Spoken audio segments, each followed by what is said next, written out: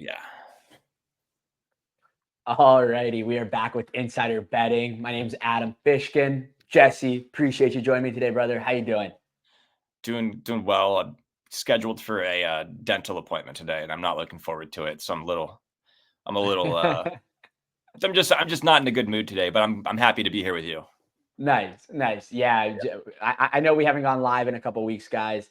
Apologies for that, but like Jesse mentioned, he's gonna be going under for a little dental surgery later today. So we're wanted to give him some time to recover there. Yeah. You don't want But me yeah, all like sedated and like just out of no, it. we need full energy, Jesse. Come Yeah, on. I know. This is early in the um, morning for me.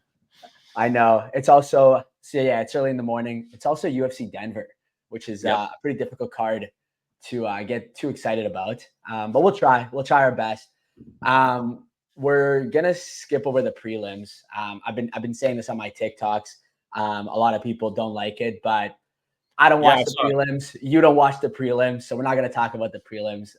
I'm You're half kidding. casual, Adam. You're casual.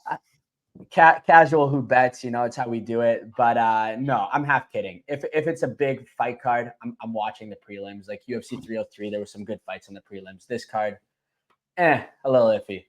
Can I say something about that though? People need to stop using the term casual so loosely. I feel like it's like it's like it's kind of lazy when you get called a casual. It's just like if there's like one take you don't agree with, they call you a casual. It's like it's just getting out of hand. Like it needs to stop. It's out of control on the internet. So that's just Yeah. my 2 cents. Yeah, casual has just been like the term people use nowadays. And sorry, my mic here is like all falling apart. Yeah. Yeah, casual is just kind of a term people use nowadays when they don't agree with someone's take. Yeah, exactly. Um, That's it. yeah, like that's that's all it means. I had a take last week. Oh, I forgot what it was. It was a TikTok I posted, but it was about some sort of matchup, and somebody didn't like it, and I was a casual just because of that. So Yeah. it is what No, it is. it happens all the time. I get it all the But time.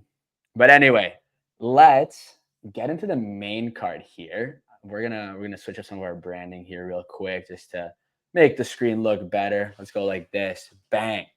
First fight of the night, Cody Brundage versus Abdul Razak Al Hassan. Cody is coming in as the underdog at plus 140, while Al Hassan is a minus 166 favorite. Really important thing to note here is that Abdul Al Hassan has 12 wins as a professional, and all 12 have been by knockout or TKO. He's got crazy knockout power. Cody is coming off of a loss to Bo Nickel. He was on a 2-fight win streak before that. He was looking decent. He has the far superior ground game, but Al Hassan has shown kind of decent takedown defense. He's got at 50%, but he did get submitted by Joe Pyfer last fight. So it's going to be a little bit of a weird matchup. If I feel like if Al Hassan catches Cody, it's done. He's just got that sort of power. But if Cody can keep his distance and work on his grappling and take him down a few times, we'll probably see a win from Cody, I'm thinking. But what are your thoughts here, Jesse? Yeah. Anytime I see odds like Cody's, I'm intrigued. I'm tempted to take it. I thought Cody looked pretty solid against Bo Nickel. I mean, I know that obviously he didn't get the win, and I think Bo got him in the second round. I think a lot of people were surprised by that it took Bo that long to submit Cody. But I thought Cody showed some strides. I thought he really did a great job of his submission defense. His wrestling is obviously on point. That's the strength of his game. He was able to sort of hang for 7 or 8 minutes with one of the best wrestlers in the world in Bo Nickel. So collegiate wrestlers in the world. So I know my head is sort of I'm split on this. I do think that his stand-up leaves a lot to be desired, and if he tries to stand with Al Hassan, I think that you're right. It's not going to go well. But I just really liked the way Cody fought in the last fight against Bo Nickel, and I thought that he really kind of figured some things out in his own game. Not just Bo Nickel's game, but in his own, that really showed some strides. And plus, he's done a couple of interviews with us since, so I'm a little bit biased. I've watched a couple of his, just see how his mind works and how he talks about fighting. And I like where his head is at. He seems like he's got a good head on his shoulders. So I like Cody in this fight. I don't really have like skin in the game in this one, but I'll take Cody just because I'm getting the underdog odds. Yeah, it's a bit of an odd one because it's like with someone like Hassan, all it takes is one punch, and the fight's done. So the question is, will he land? I think it's also really important to note that this is UFC Denver, right? It 100% favors the grappler. Yeah, you're right. Correct. Yeah. So altitude and elevation plays a role here. Yeah. And yeah, people are gonna gas, and the question is, can they keep up? So that's why it's going to be super important that Cody takes Alhassan down early, just gets him down early, forces him into situations where he has to get back up, because that's going to gas out Alhassan a lot more than it's going to gas out Cody. We saw that, I think, in the Leon Edwards, the second Leon Edwards Kamaru Usman fight, which was in Salt Lake City. Leon only won that fight in the final minute, right, with the head kick knockout. But up until that point, I mean, he was clearly gassed. A lot of the fight, like Paulo Costa versus Luke Rockhold, they were gassed because Costa was taking Rockhold down. He had to keep getting back up. It plays a huge factor, and if you can take a guy down early, it just favors you because you can sort of lay on him, and he has to get back up, and then he's just like he's gassed the whole fight. So yeah, exactly. But before we move on to the next fight, we will be right back. We have a special message from our friends at DraftKings. Adam, I've got some great news for you. What's up, Jesse? Tell me the news. Inside Fighting has partnered up with DraftKings. Shut up. But both of us, what do we get out of it? Well, we don't get anything, but the people out there, they do. Because right now, if they're a new DraftKings customer, all they have to do is go download the DraftKings Sportsbook app, bet $5 on literally any bet, on anything they want on the DraftKings Sportsbook app, and they get $150 in bonus bets instantly with promo code Inside Fighting.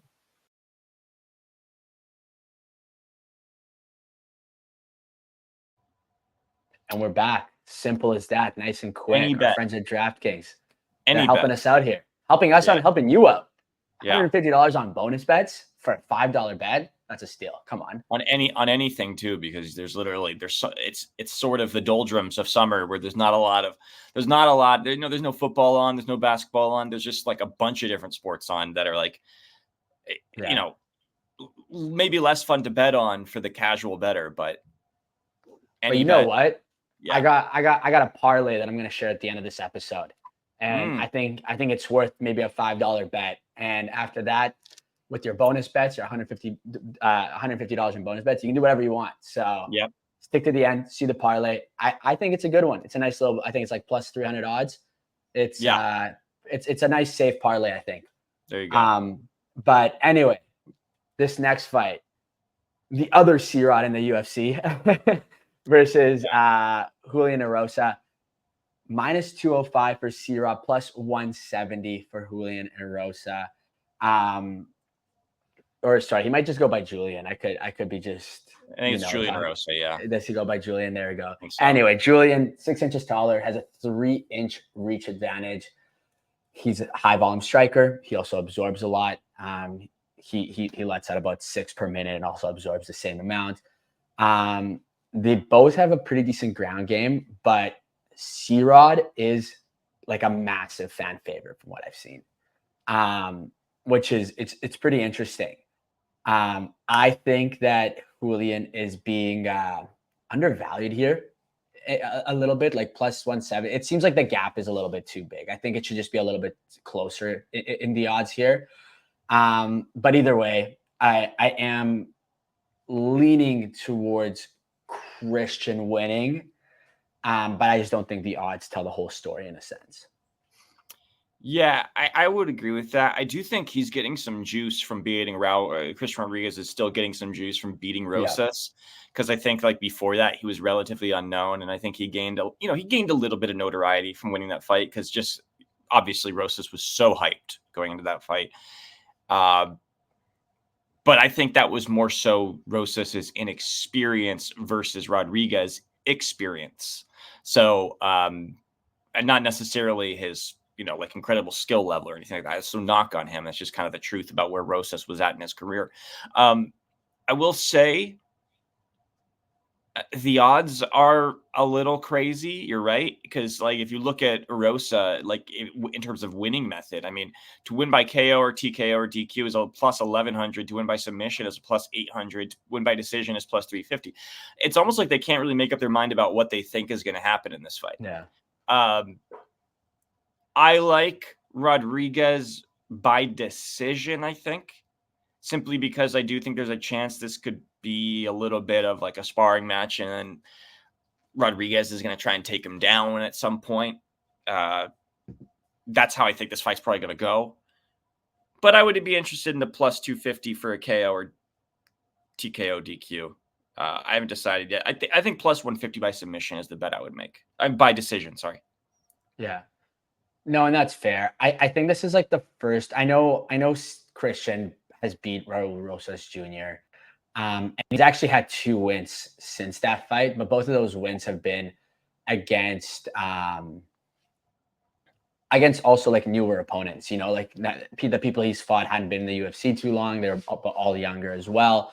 I believe his oldest opponent was Isaac last fight, who's like 28, and then you have Cameron Saman, who is 23. So again, young, inexperienced, right? But it makes sense. Christian's also young and inexperienced when you compare him to other fighters who've been in the UFC for a long time. So I think this is almost like one of those gatekeeper fights where, Julian's 34, he's a vet, he's experienced. But I think in recent times, we've seen the veteran upset the younger favorite because they've kind of been disrespected, and Julian isn't one of those guys who's deserves like all like this massive respect, like I think last time we talked about this was Anthony Smith, right? Where I was like, hey, I'm taking Dolidze, but keep in mind, Anthony Smith has proved us wrong, right? And then he ended up losing, but yeah, it's a weird one. I think we could see an upset here, but I do still got C-Rod to win here. Yeah. A lot of decisions recently for C-Rod. Yeah. And yeah, it just seems like that's sort of how this fight's going to go. I agree. If C-Rod's going to win, I think it's going to be by decision. And I think Julian, to upset him, is going to have to either knock him out or submit him or whatnot. Yeah. You know what, though? I do think it's interesting. By submission is an interesting one at plus 500 because I feel like he's had more submission wins than he's had knockout wins. He's probably had a little bit more. It's about the same, to be honest. He has like half submissions, half knockouts, and you're getting a little. And you're Erosa. If you're thinking about Erosa, yeah. If you're thinking Erosa can do it, I would look at plus 500 for submission or for KO/submission. That's actually not bad. You split the two. Another thing to keep in mind is that Julian loses by TKO more than he loses by decision. Right. So right. Yeah, you could be right, but I don't know. I don't think like I maybe it's just me with like the height discrepancy and all that. Like I just don't see the knockout coming from C-Rod's perspective, and just like based on his past fights, like he's only had 3 out of his 11 wins be by KO or TKO. It would be ground and pound for sure. It'd be a ground and pound situation. Yeah. Correct. So anyways, I guess we'll see what happens. But this is one where if you want to find some fights to avoid betting on, this is probably one of them because it really can be a toss-up. Or you sprinkle a little bit on Julian if you want some better value. But next up on the card, this is actually, I think, the biggest favorite on the card. Gabriel Bonfim, minus 340 versus Ange Lusa at plus 270. Ange is it's crazy. They got a 3-inch height difference, right? So Gabriel is taller by 3 inches, but Ange just has the longest arms in the world apparently, and he's got a 2-inch reach advantage. He throws crazy volume at 6 strikes per minute. On paper, I think from on paper perspective, they are very similar, right? Like takedown defense 100% versus 90%, significant strikes 46% versus 40%. If you look deeper into the stats, you'll notice a lot more similarities as well. But the biggest problem here is that before Gabriel Bonfin's last fight, he was 15-0 as a pro. And then he took a loss to Nicholas Dalby on his last fight. And I think it was one of those, he's young. He's only 26 years old. Obviously has been considered a very good prospect his whole career. And I think it might have just been a wake-up call. Like, hey, you have these holes in your game. You got to improve them and you got to fix them. One of those holes we've seen in the past has been his cardio. And like we mentioned earlier on the episode, cardio is going to be a massive, massive, massive factor on this card. So I think that if he has taken that time as a wake-up call to improve his weaknesses, he should be able to win. But if he hasn't, and Ange is able to keep up the volume and just kind of keep the pressure on and tire him out, it's going to be a bad night for Gabriel. So I know I said it on the last fight, but this is another one of those where you have such big odds and the value on Gabriel isn't big enough, where it's like he could still lose. I just don't know if it's worth betting on. So I think that you're making value betting on submission for Bonfim. Bonfim is a huge prospect. He was on Dana White's Contender Series. He went on he was looking like a world beater. Like you said, he was 15-0.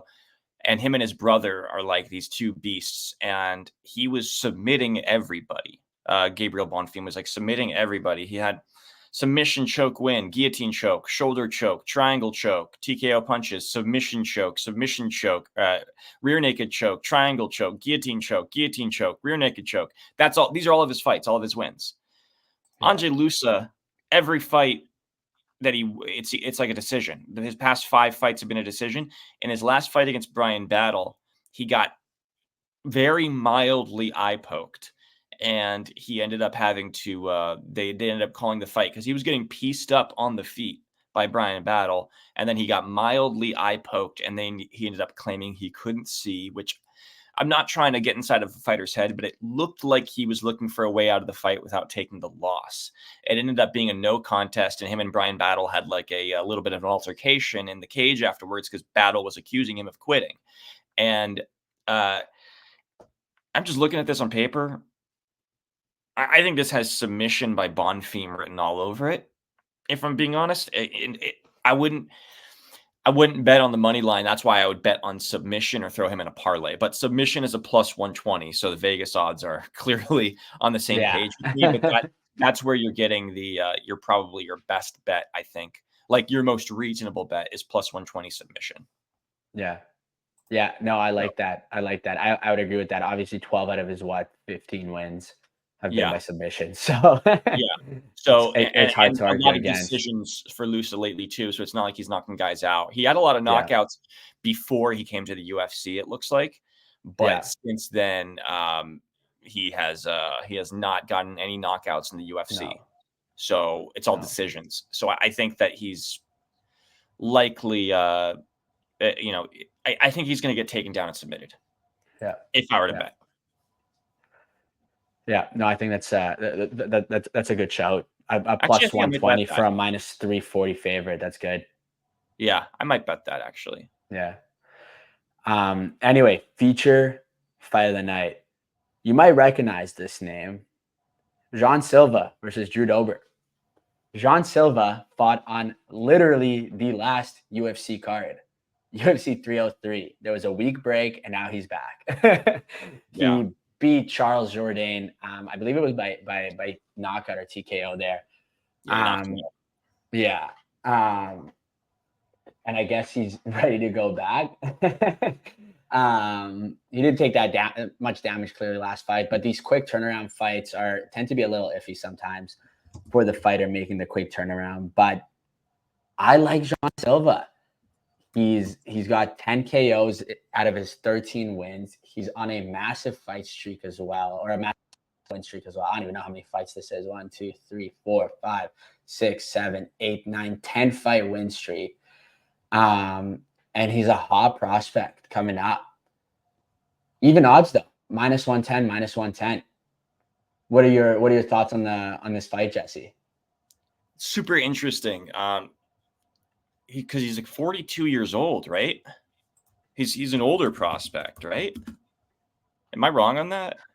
No, yeah, you're wrong on that one. John Silva. Oh, he's 27. I'm sorry. I was thinking of a different fight. I was totally thinking of a different fighter. This is hilarious. Sorry. Gene Silva is the guy that was claiming that Makayev and Manel Kopp got into an altercation at the UFC PI. He was, and then Manel Kopp claimed that he didn't. Sorry, I got my guys mixed up totally.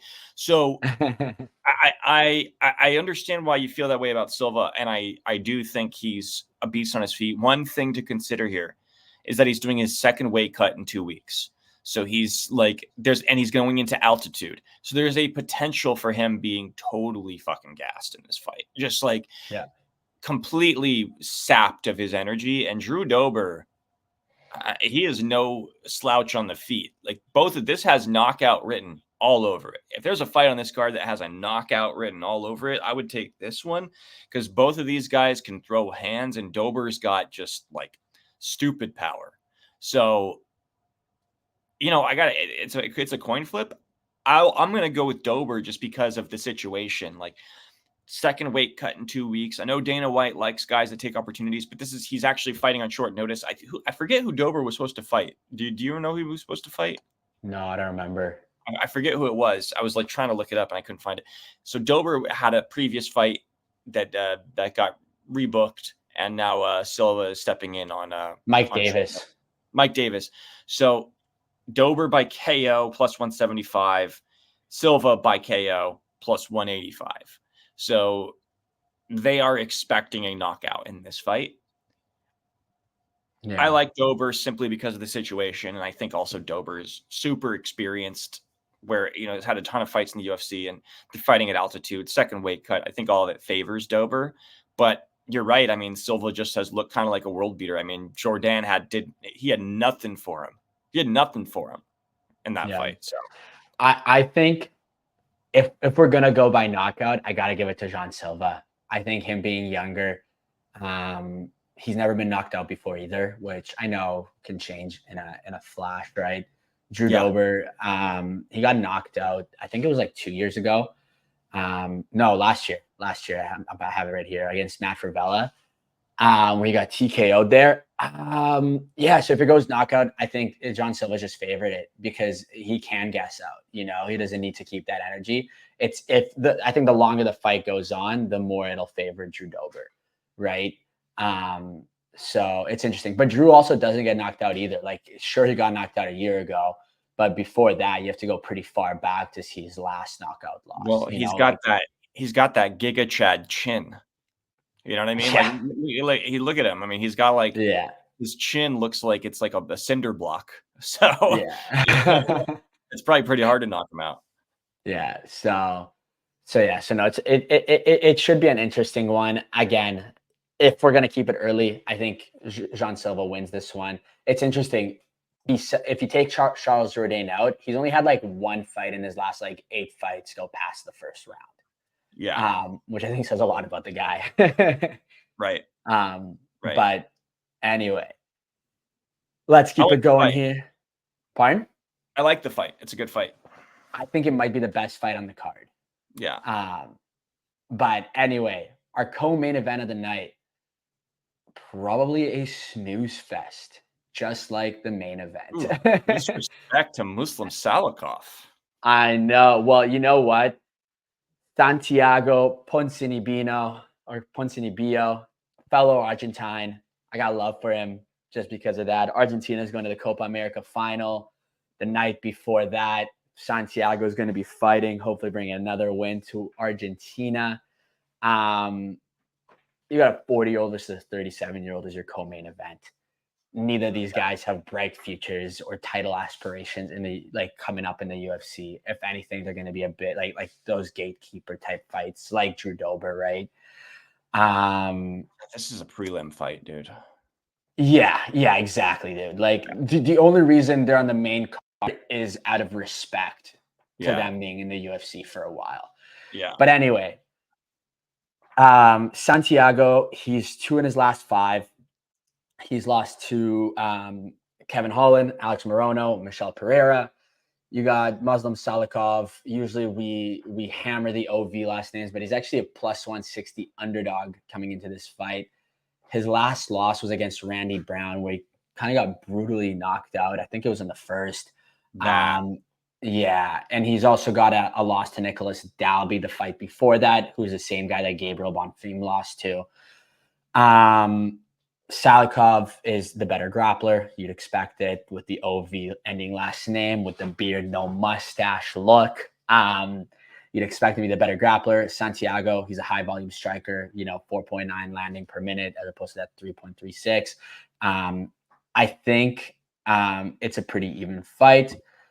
The longer it goes on, I think actually the better it is for Santiago. I think he's just got more gas in the tank.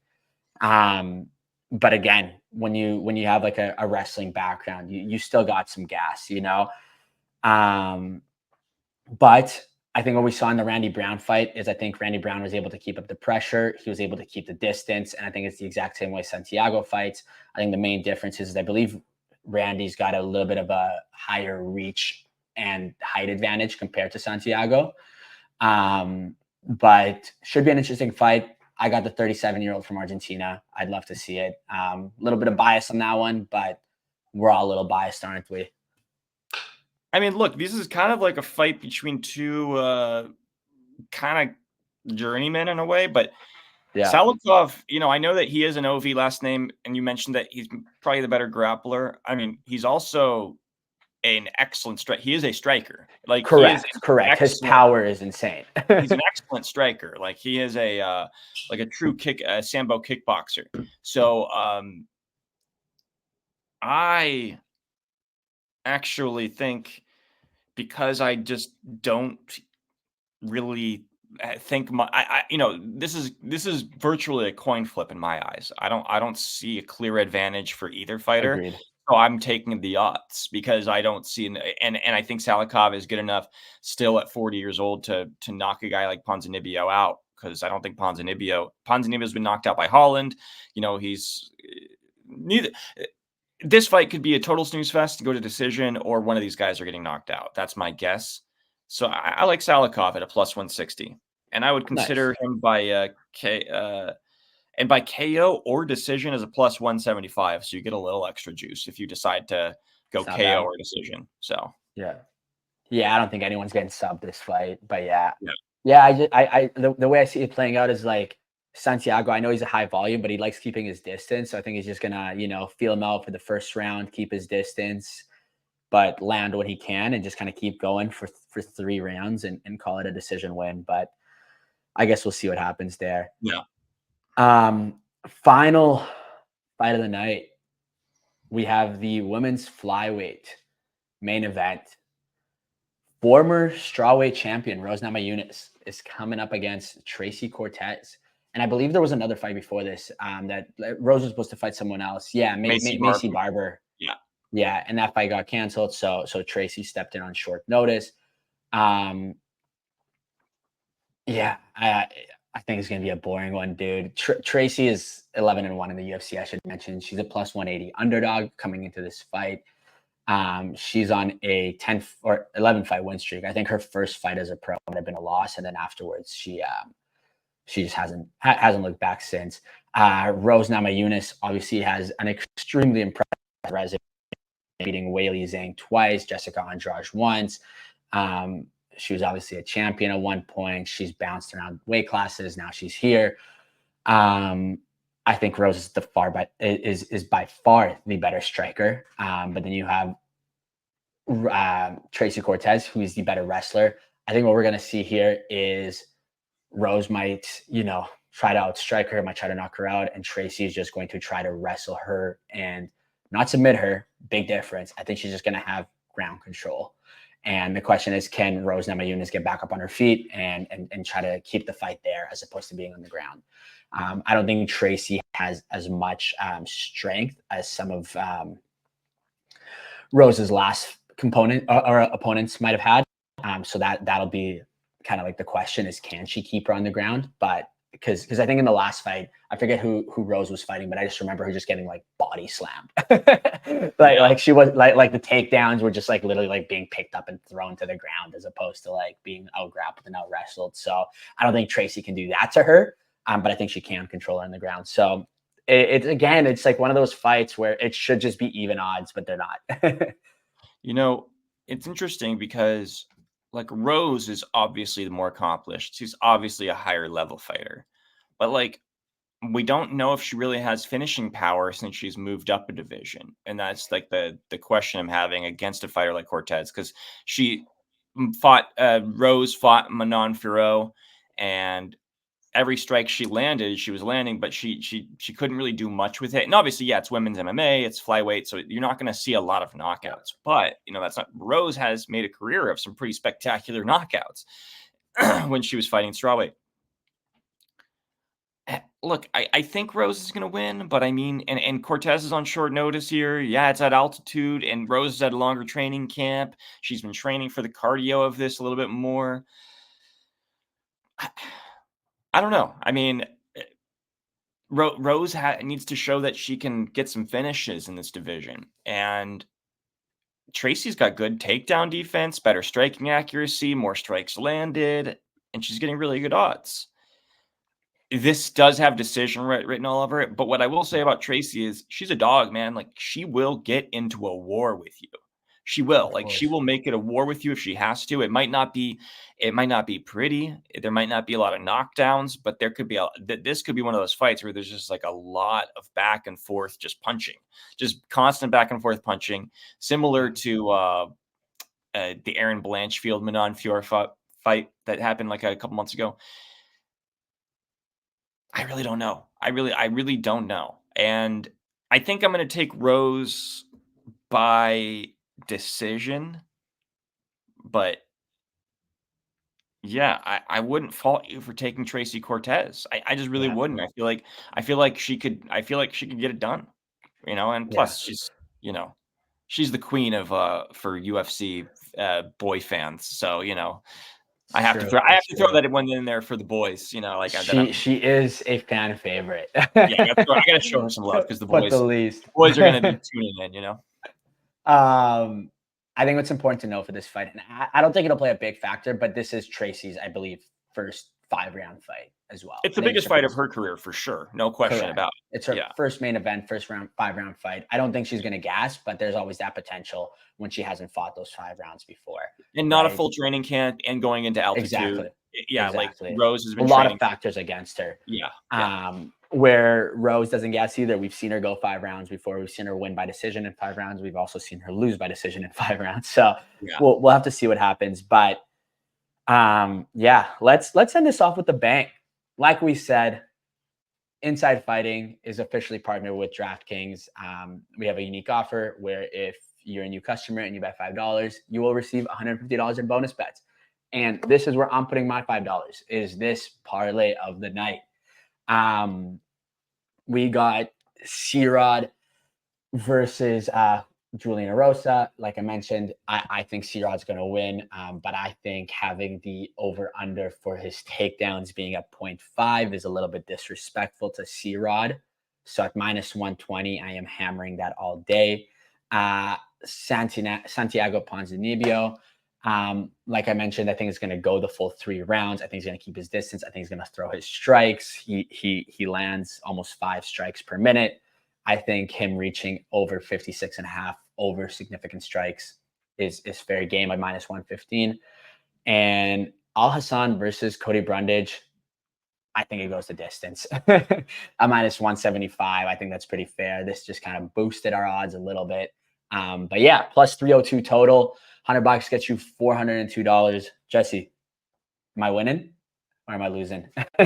Yeah, why not? The potential. I always like to mention who I think could be the parlay buster here. I do think there's a chance Ponzinibbio could be because that fight has knockout potential. But I wonder if those guys are too old to knock each other out at this point. I know that sounds disrespectful. It might just be a kind of a boring fight.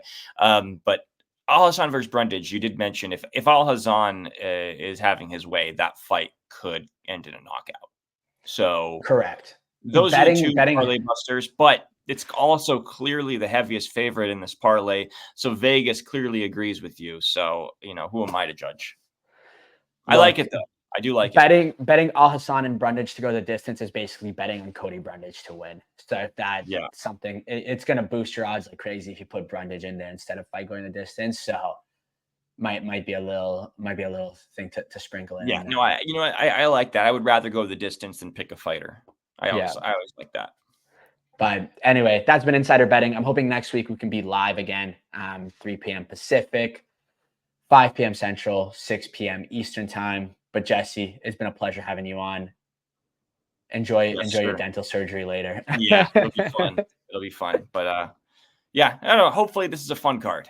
Always the cards that look boring on paper that end up being kind of fun. So maybe we'll be surprised. Whenever I say it's going to be a bad card, I always hope I'm wrong because I'm going to be watching anyway. So I'd rather watch a fun card. Exactly. Yeah. All right, awesome. brother. Okay. Cheers, guys.